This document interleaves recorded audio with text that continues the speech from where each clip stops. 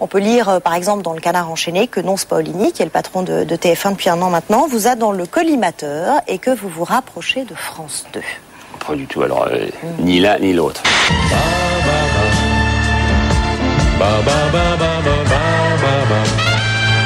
Comment Cécilia, l'ex-première dame de France, a quitté l'Élysée par amour?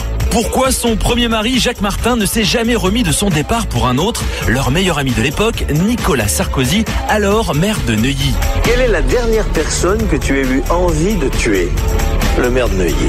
Les prix du pétrole flambent toujours avec un nouveau record. Le baril de brut dépasse les $138. 1, 2, 3.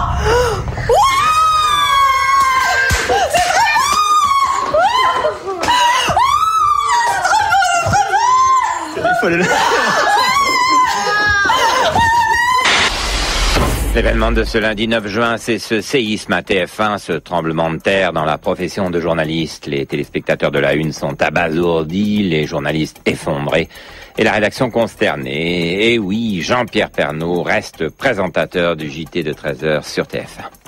Plusieurs journaux s'intéressent au JT de nos confrères de TF1. C'est Libération qui a le titre le plus cruel. PPDA renversé par une Ferrari. À la rentrée, Patrick Poivre d'Arvor sera donc remplacé par la journaliste Laurence Ferrari. Je pense que Sarkozy, enfin je l'espère, n'a rien à voir dans le choix des animateurs de France 2 ou pourtant, TF1. C'est ce qui se murmure. Oui, se murmure. Vous avez vu le Parisien, par exemple, de samedi, qui disait que Nicolas Sarkozy avait dit qu'il verrait bien Laurence Ferrari. Vous imaginez le... La question est de savoir ce que va devenir Anne-Sophie Lapix, parce que 3 blondes à TF1, ça risque de faire beaucoup, et Canal+ pourrait se venger en débauchant. D'abord journaliste avant d'être blonde. Oui, bien sûr, et de fort bonnes journalistes. Lorsqu'on a eu une carrière comme la mienne, on rêve d'une belle sortie, et malheureusement, je l'ai pas eu. Secret du bien-être, secret du bien-vivre, secret de la réussite, vie privée et vie publique, à 20h55 sur France 3.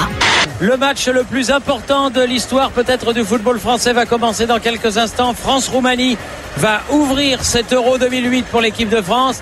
On a connu des départs de l'Euro plus glorieux pour l'équipe de France. Je crois que ça va être un match bien pourri en phase 2. Bien pourri. Italie-Roumanie, bien pourri. Non, parce qu'ils savent faire aussi les Roumains. Ah, les Roumains, ils vont pas. Oui, les voleurs de poule, je peux te dire qu'ils vont bien y aller.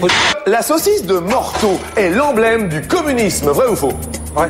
Top. Et non, c'est la faucille et le marteau.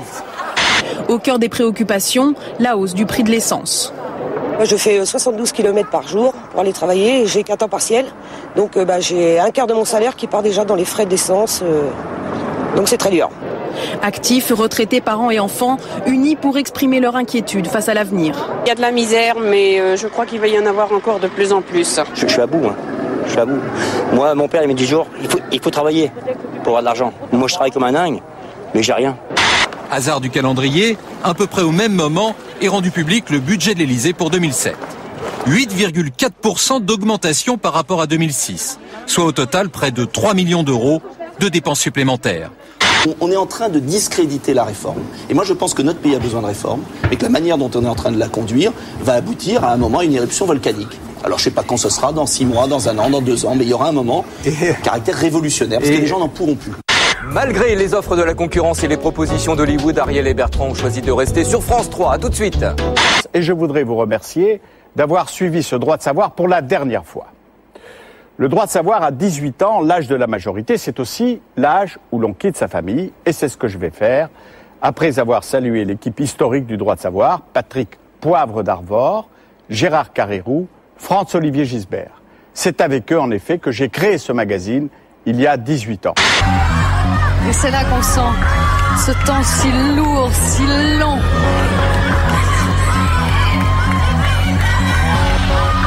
Ça y est. Votre nouvelle star 2008 est Amandine.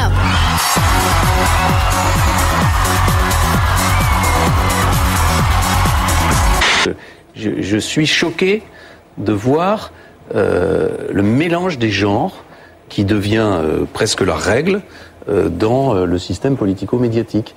Je pense que c'est très dangereux pour les responsables politiques d'être assimilés aux stars du système médiatique.